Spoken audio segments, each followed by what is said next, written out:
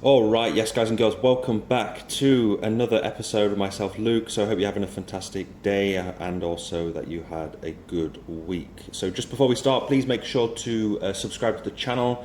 You have the chance at winning a ledger to keep your crypto safe. So simply just subscribe to the channel and then you will be eligible to win a ledger. We're going to jump into the Bitcoin price in just a second. As you can see, this trend right now that I spoke about, I believe it was yesterday. We are on the 4-hourly time frame, so we're going to jump into this in just a moment. Right now, with the sentiment of the market, I believe we're still in the neutral phase at this moment. People, don't know which way Bitcoin is heading, basically due to what's happening with Mt. Gox, the repayments, the impact. Will this impact the Bitcoin price, etc., etc.? So 50% are basically very bullish, another 50% are very bearish. They don't know, basically, people don't know which way the market is going to go at this precise moment. So yeah, that's why the sentiment right now is quite neutral on the fear and greed index. So we're going to look at the Bitcoin dominance as well. We're also going to talk about Wilder World, a crypto that I think will do very well in crypto gaming. So we're going to jump into that as well in just a second, very briefly. It's going to be a very quick one today, as I am working, teaching at this moment. So looking at the technicals of Bitcoin right now, so yeah, we did form, if we go to the higher time frames, let's go to the weekly, just zoom out a little bit. So, I mean, it's very obvious what we see right now. We see this McDonald's M pattern, so this is not good. If, like I mentioned yesterday, this thing breaks below, I think if we personally, if we go below 60 again, we're probably going to break a lot lower,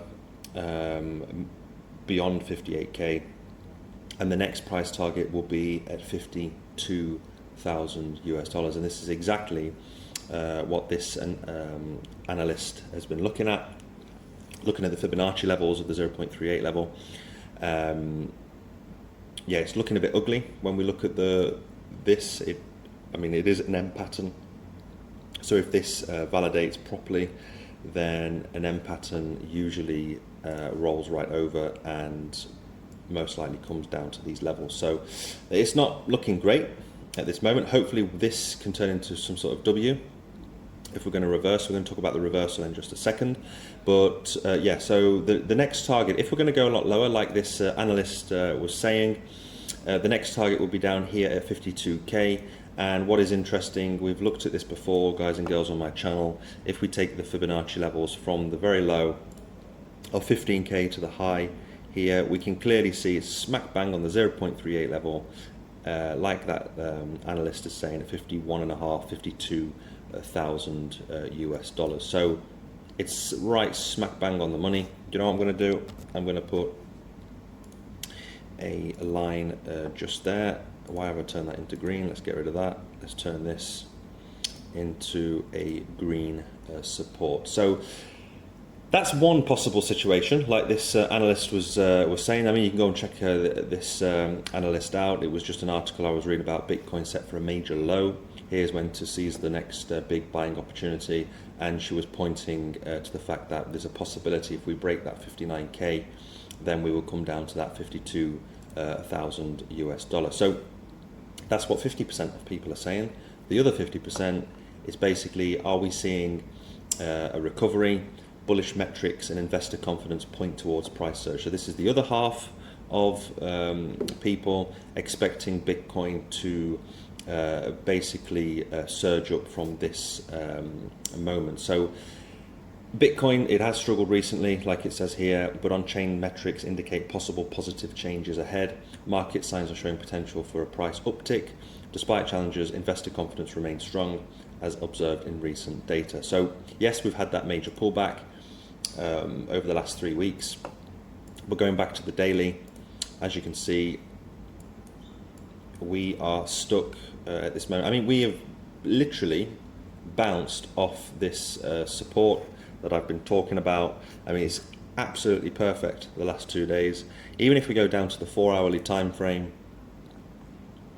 it's quite something. I mean, I think it was yesterday or the day before, we drew this, and I did say that we had to break past this resistance, this channel coming down here. So we've got this, we're basically creating a lower, we're getting lower basically. We're taking a step down, and then obviously we had this waterfall effect down.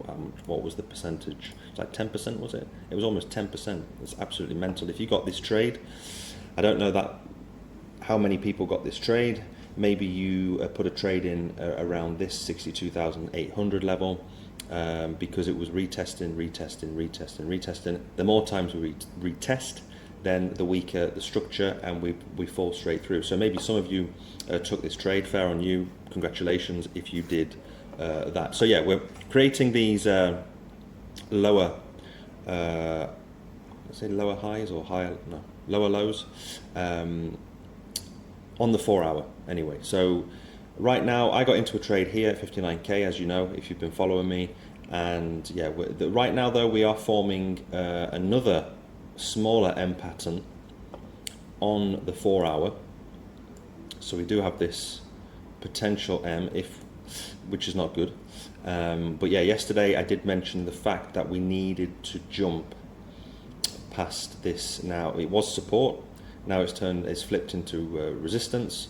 Yesterday we tried to break through it 2 or 3 times and we failed. Most likely now we come back and retest the 60k, and hopefully we get a bounce off that. If we get a bounce off that, then great, we come back and retest. The more times we retest the resistance, just like here with the support, the more times we test it, most likely we will bounce above it.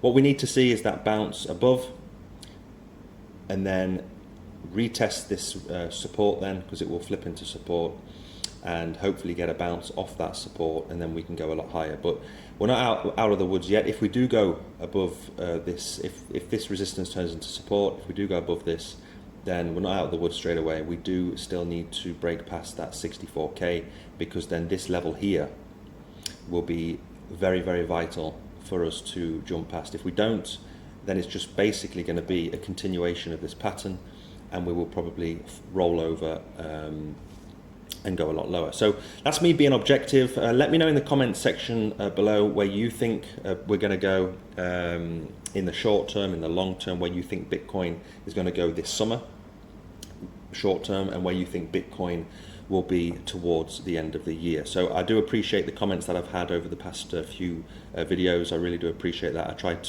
was a bit late replying, but I do appreciate, thank you very much. So I think that's it. Just going over to the Bitcoin dominance. So we've broken out of this channel, which is good for the altcoins. And as you can see, the altcoins have been pumping now over the last week, 25%, but for the month, we're still considerably down. I mean, I've been jumping heavily into Beam, into Fetch and other things, and I've just started jumping into not WorldCoin. I keep clicking on that. It's not WorldCoin, it's Wilder World. So I've been jumping into this. So it's basically like Need for Speed meets what's that film called? I forgot the film. I don't remember. It's a futuristic film. What was the film called? It was an old film was it Harrison Ford? And then they did a reboot with Ryan Gosling. Anyway, you know what I mean. Just type in Ryan Gosling or Harrison. Let's do it together. Ale, let's do this. So Ryan Gosling movies. I think it was Blade. Was it Blade Runner?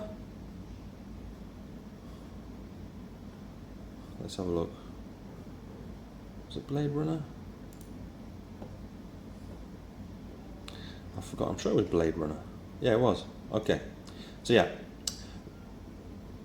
I know it wasn't a remake. It was basically the second Blade Runner. Anyway, yeah. So Wilder World. Wilder World is like Need for Speed meets Blade Runner, in my opinion. So you can race. You can. It's basically It's a massive multiplayer metaverse that leverages the latest advancement in photorealism, so AI, blockchain technology, and basically you can control its future. So you race, like I said, with Need for Speed, explore, battle, etc., etc., and to earn. And let's face it, most people are here to earn crypto. So it's a very interesting game on the blockchain. You have to check this out, and it's relatively cheap. I mean, I was looking at the price, and we're right in bear market prices still.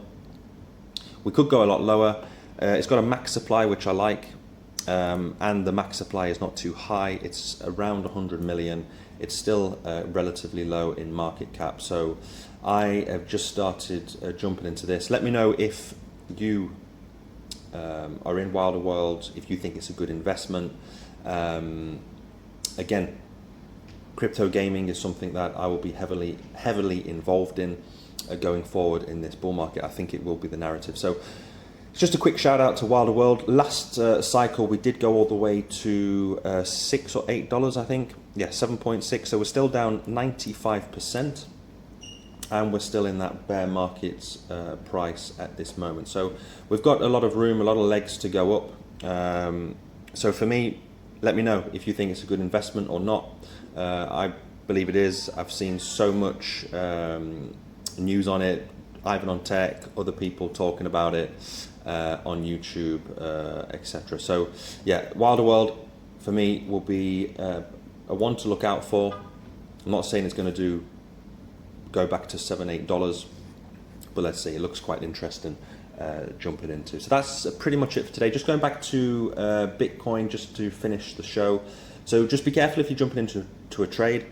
Again, what I say is not financial advice. Just be careful out there.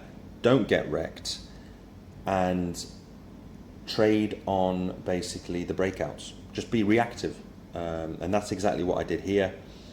We had that massive sell-off, and I did say that I will be jumping into a trade at 60 or 58k, and in fact we came all the way down to that price point here. I mean, that was absolutely perfect here. I didn't get the trade perfectly at 58k.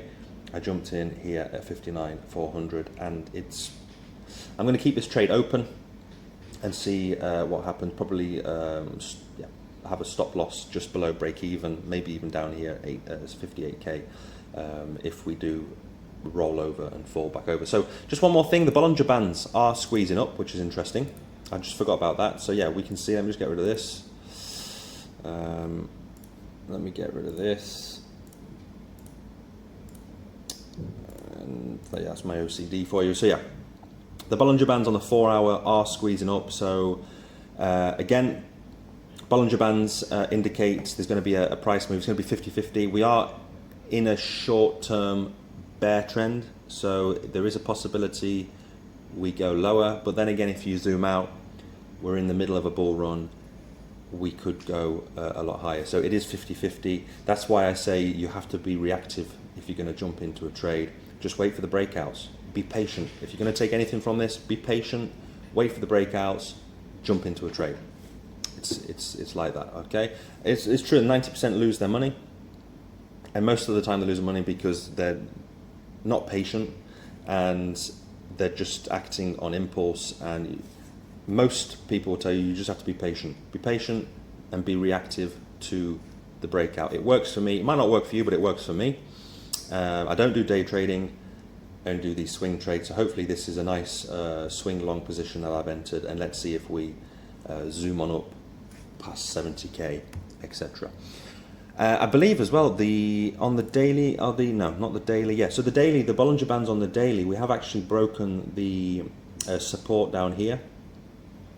And normally we don't stay below those areas too long, and as you can see, we've broken back into the channel of the Bollinger Band. So there is a possibility that we just hopefully have that that was the local bottom, and we go back inside of the Bollinger Bands. And what's interesting on the weekly, the Bollinger Bands here are starting to creep together. So this will be interesting to see if on the weekly these Bollinger Bands squeeze up like we saw on the 4 hour, because then we will be in for an epic move.